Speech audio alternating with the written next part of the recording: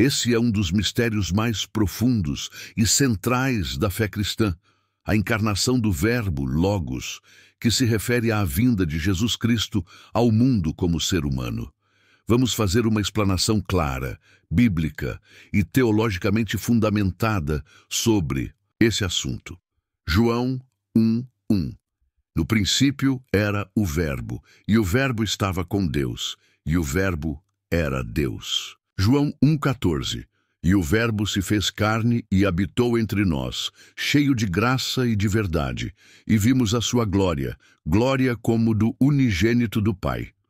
O termo Verbo, do grego logos, é uma referência direta a Cristo, antes de sua encarnação. Ele sempre existiu. É Deus eterno, e foi ativo na criação de todas as coisas. João 1:3. Ao se fazer carne, ele assumiu a forma humana, entrou na nossa realidade, habitou entre nós. No original grego, a palavra usada é tabernaculou, ou seja, armou sua tenda no meio do povo. Por que o Verbo se fez carne? A encarnação não foi um ato simbólico ou apenas pedagógico. Ela foi absolutamente necessária para a redenção da humanidade. Vamos ver os principais motivos bíblicos para desfazer as obras do diabo. 1 João 3:8. Para isto se manifestou o Filho de Deus, para desfazer as obras do diabo. O pecado, a morte e a separação de Deus eram consequências diretas da obra de Satanás. Jesus, vindo em carne, confronta diretamente o poder do diabo, morre na cruz e triunfa sobre ele. Colossenses 2:15. Lucas 19:10. Porque o Filho do Homem veio buscar e salvar o que se havia perdido. Jesus precisou ser homem para morrer em nosso lugar. Um Deus apenas espiritual não poderia substituir-nos na cruz. Era necessário um corpo físico. João 1:29. Eis o Cordeiro de Deus, que tira o pecado do mundo. Sem sangue derramado, não há remissão. Hebreus 9:22. A encarnação foi necessária para que Jesus fosse o sacrifício perfeito e suficiente. Hebreus 4:15. Porque não temos um sumo sacerdote que não possa compadecer-se das nossas fraquezas. Ao se tornar humano, Jesus se tornou capaz de sentir nossas dores, tentações, sofrimentos, e assim intercede por nós com compaixão e justiça. Jesus não apenas veio, morreu e ressuscitou, mas ao vencer a morte, ele recebeu todo o poder e autoridade, Mateus 28:18, triunfou sobre principados e potestades, Colossenses 2:15, nos deu acesso à vida eterna, cura, restauração, paz com Deus e a vitória sobre o pecado e o diabo, João 10:10. Eu vim para que tenham vida e a tenham com abundância. Sem encarnação, não há salvação. Sem o Verbo se tornar carne, não haveria cruz. Não haveria ressurreição, não haveria perdão, não haveria reconciliação com Deus. A encarnação é o portal de entrada de toda a obra redentora. É onde Deus entra no tempo e espaço para nos alcançar, nos redimir e nos restaurar completamente. A encarnação do Verbo é a maior prova do amor de Deus. Ele não ficou distante. Ele se fez um de nós para nos levar de volta a Ele. E por causa dessa obra, temos acesso à vida eterna, autoridade espiritual, cura, libertação e reconciliação com Deus. E o Verbo se fez carne e habitou entre nós, para que nós pudéssemos habitar com Ele para sempre. A encarnação de Jesus é o maior ato de humildade e amor já visto.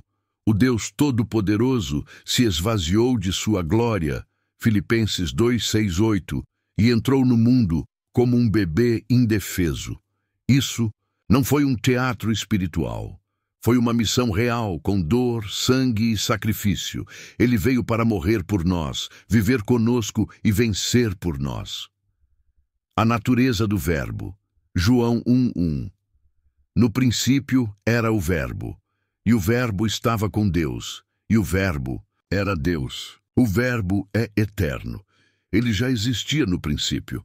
O Verbo é distinto, mas divino. Estava com Deus e era Deus. O Verbo é criador. Todas as coisas foram feitas por meio dele.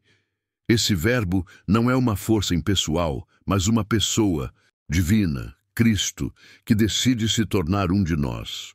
O Verbo se fez carne, João 1,14.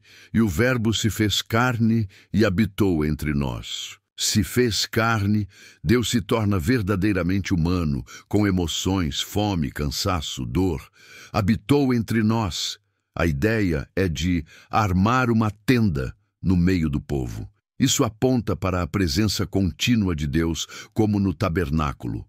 Do deserto, Êxodo 25, cheio de graça e de verdade. Em Cristo, a plenitude da graça e da revelação se manifesta. Por que ele veio como homem? Para desfazer as obras do diabo. 1 João 3,8. Para isto se manifestou o Filho de Deus, para desfazer as obras do diabo. A obra do diabo: pecado, separação, doença, morte. Jesus destrói essas obras pela cruz e ressurreição. Hebreus 2,14. Para que pela morte aniquilasse o que tinha o poder da morte, isto é, o diabo. Jesus morre como homem, mas ressuscita como vencedor. Só quem é carne pode morrer. Mateus 1,21. E ela dará à luz um filho, e lhe porás o nome de Jesus, porque ele salvará o seu povo dos pecados deles. O nome Jesus, Yeshua, significa Deus salva. Sem encarnação não há cruz. Sem cruz não há perdão. 1 Timóteo 2,5. Há um só Deus e um só mediador entre Deus e os homens, Jesus Cristo, homem. Ele é o nosso representante humano diante de Deus. Resultados da encarnação. Autoridade total. Mateus 28,18.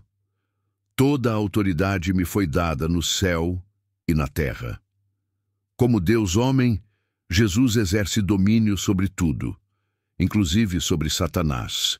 E as trevas, cura e restauração, Isaías 53,4-5. Pelas suas pisaduras fomos sarados. Ele levou sobre si nossas dores, enfermidades e culpas. Revelação plena de Deus. João 14,9. Quem me vê a mim, vê o Pai. Jesus é a imagem visível do Deus invisível. Colossenses 1,15. Libertação espiritual. Colossenses 2,15. E despojando os principados e potestades, os expôs publicamente e deles triunfou na cruz. Ele derrotou todo o poder do inferno e nos deu acesso ao trono da graça.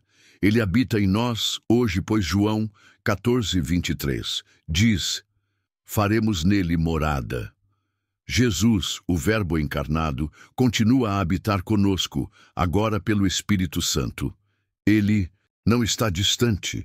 Ele vive em nós, nos capacita, nos restaura e nos leva à eternidade.